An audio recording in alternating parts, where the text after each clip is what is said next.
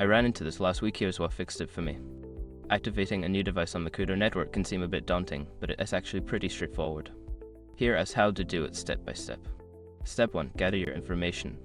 Before you start, make sure you have your new device, your Koodo SIM card, and your account information handy. This will make the process smoother. Step 2. Insert the SIM card. Power off your new device and insert the Koodo SIM card into the SIM tray. Make sure it is seated properly before turning the device back on. Step 3. Power on and connect.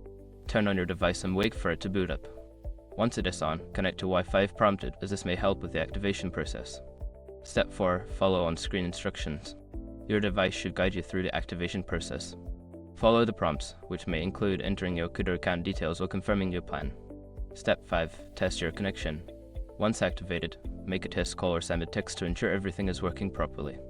If you encounter issues, try restarting your device. If you run into any hiccups, don't hesitate to reach out to Koodo customer support for assistance. Happy connecting!